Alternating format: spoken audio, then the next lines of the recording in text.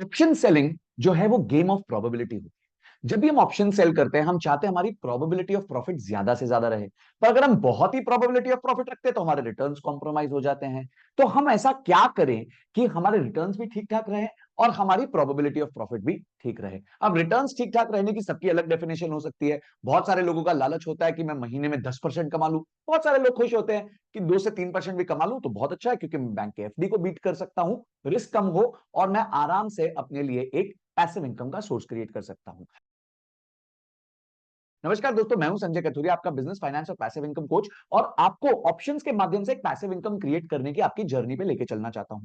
आज की जो वीडियो है वो स्पेसिफिकली एक टर्म है ऑप्शंस में, जिसके बारे में मैं डिस्कस करना चाहता हूं। और मैं चाहता हूं कि हम उसके कुछ एग्जांपल्स देखें जिससे हमें पता चले कि हम कैसे उसको अपने फेवर में ले सकते हैं। ऑप्शंस में बहुत सारे ग्रीक्स होते हैं और उन ग्रीक्स में होता है डेल्टा। डेल्टा होता है वो बायर का तो दोस्त होता है पर सेलर का दुश्मन होता है। तो हम जब ऑप्शन सेलिंग करते हैं तो हम चाहते हैं कि हमारा दुश्मन हमसे ज्यादा से ज्यादा दूर रहे। अब उसी में एक स्ट्रैटेजी बनती है जिसका नाम है डेल्टा न्यूट्रल स्ट्रैटेजी। यानी कि जब मैं अपनी एक पोजीशन क्रिएट करता हूं जिसे हम स्ट्रैंगल कहते हैं। स्ट्रैंगल का मतलब होता है दूर का कॉल बेचना, दूर का पुट बेचना। वो याद होगा आपको रमेश और सुरेश का मेरा एग्जांपल, कि बहुत दूर का एक रमेश जो है वो सोच रहा है कि मार्केट अचानक से 5-6% ऊपर जाएगी तो वो आगे का कॉल खरीद लेता है, और पीछे जो है एक सुरेश है जो सोचता है मार्केट बहुत तेजी से नीचे जाएगी तो वो वहां का पुट खरीद लेता है। तो ये रमेश और सुरेश को ढूंढ के मुझे कॉल और पुट बेचना है।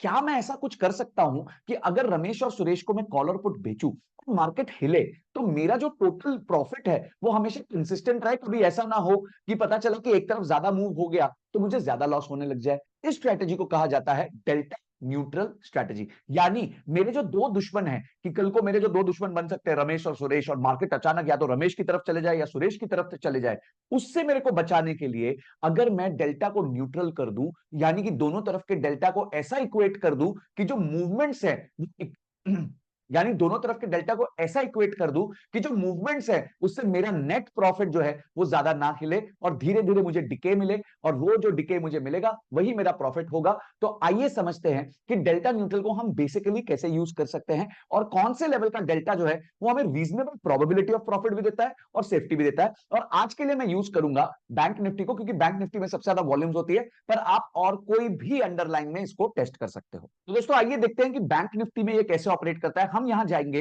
ये सेंसिबल खोल के रखा है मैंने, और ये एलटीपी के बगल में है ओआई, ओपन इंटरेस्ट, और इसके बगल में है ग्रीक्स जो मैं बात कर रहा था। तो ग्रीक्स में हमें डेल्टा देखना है। देखिए जो भी at the money strike price होता है उसका डेल्टा होता है 0.53। इसका मतलब क्या हुआ? इसका मतलब ये हुआ कि जितना अंडरलाइंग ऊपर या नीचे होगा उसका 50%, 0.53 यानी 53% जो है ऑप्शन के प्राइस में मूवमेंट आएगा। और इसको समझने के लिए हम ये देखते हैं कि अगर आप देखें 51,800 का और 51,700 का, इन दोनों के बीच में 100 रुपए का गैप है।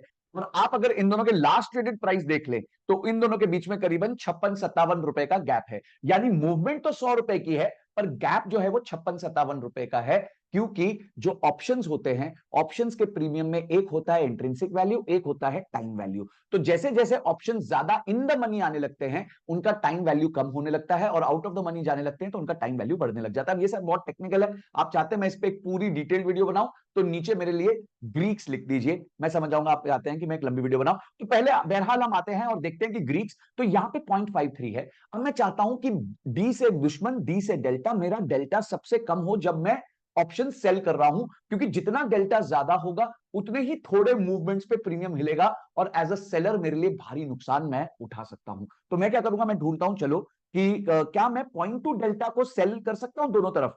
तो ये मैंने कॉल के तरफ के पॉइंट टू डेल्टा को सेल कर दिया, और यहां मैंने पुट के तरफ के 0.2 डेल्टा तो नहीं है पर 0.23, तो यहां 0.19 डेल्टा को सेल कर दिया।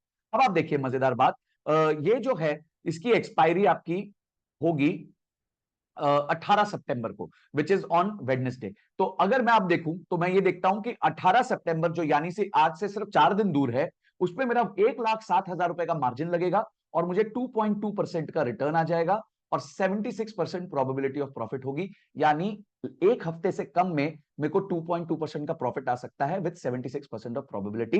तो दोस्तों इस केस में क्या है, हम समझते हैं कि अगर निफ्टी जो आज, बैंक निफ्टी जो आज 52,000 के आसपास है, वो 51,200, 51,200 और 52,400 के रेंज में रहा तो मेरे को प्रॉफिट होगा। अगर इस रेंज को ब्रीच किया, ये रमेश और सुरेश को जाके ब्रीच कर दिया और उनको फायदा दे दिया, तो मेरे को नुकसान हो जाएगा।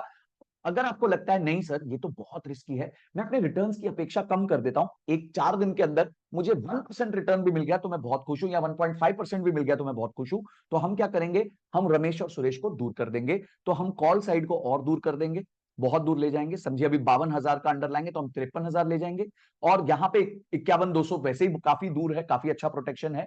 तो अब हम देखते हैं कि सेम हमारा 84% प्रोबेबिलिटी ऑफ प्रॉफिट के साथ 1.4% का प्रॉफिट बन रहा है, रिटर्न्स बन रहे हैं इन्वेस्टमेंट पे 4 से 5 दिन के अंदर, जो कि काफी अच्छे रिटर्न्स हैं। तो अगर आप ये वाली पोजीशन लेते हैं तो आप ऐसा स्ट्रैंगल बना के उसके बाद आप एक स्टॉप लॉस रखते हैं 1:1 का, यानी कि अगर 1463 की कमाई होगी तो 14, जैसे ही आपका 1463 का लॉस होगा, आप वो पोजीशन को काट के चले जाओगे और री एंटर कर जाओगे अगली पोजीशन में।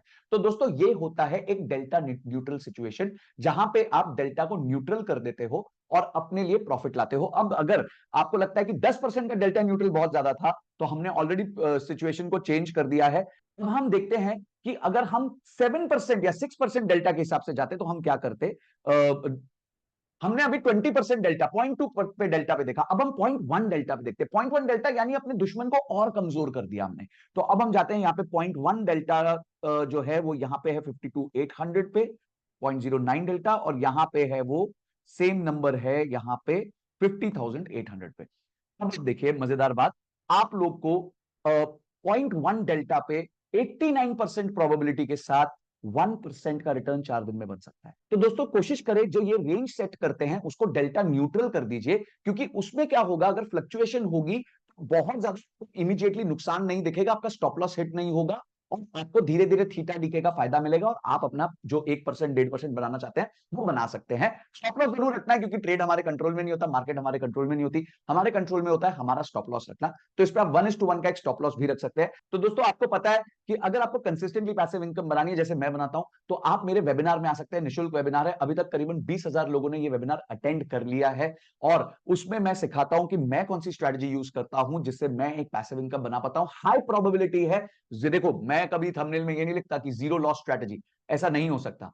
आपके लिए कोई भी स्ट्रेटजी होगी उसमें लॉस होगा, मैंने पहले भी अपनी वीडियोस में बताया कि मुझे भी लॉस हुआ है, पर एक ओवरऑल प्रॉफिट उसमें बन सकता है। रीजनेबल सेफ्टी के साथ रीजनेबल पैसिव इनकम बनाई जा सकती है, मोर देन एफडी रिटर्न्स बनाए जा सकते हैं। तो आप जरूर हमारा वेबिनार अटेंड कीजिए जो हर शनिवार को होता है, उसका लिंक जो है, फॉर्म जो है वो हमने डिस्क्रिप्शन में डाला हुआ है, उसको आप अटेंड कर सकते हैं। और मैं आपको म्यूचुअल फंड्स और ईटीएफ्स पे बहुत जबरदस्त वीडियो बना रहा हूं, तो मैं चाहता हूं वो भी आप प्लेलिस्ट जरूर देखिए और अपने आप को म्यूचुअल फंड और ईटीएफ्स में भी एजुकेट कीजिए, क्योंकि वो भी एक तरीका है वेरी लॉन्ग टर्म वेल्थ बनाने के लिए, जैसे मैंने अगेन अपने म्यूचुअल फंड्स की जर्नी के थ्रू ही लॉन्ग टर्म वेल्थ क्रिएट करी है। अगली वीडियो किस चीज पे बनाऊं भाई वो भी बता दो, ताकि मैं आपके लिए और वीडियोस बना के ला सकूं। इस चैनल को सब्सक्राइब कर लो, घंटी बजा दो, ताकि प्यारी प्यारी वीडियोस आप तक आती रहे। इस वीडियो को लाइक जरूर करना, दोस्तों के साथ शेयर करना जिनको आप चाहते हो कि उनके पैसे डूबे ना और वो भी एक ठीक ठाक स्ट्रैटेजी से पैसा बना सके। अगली वीडियो तक जय हिंद जय भारत।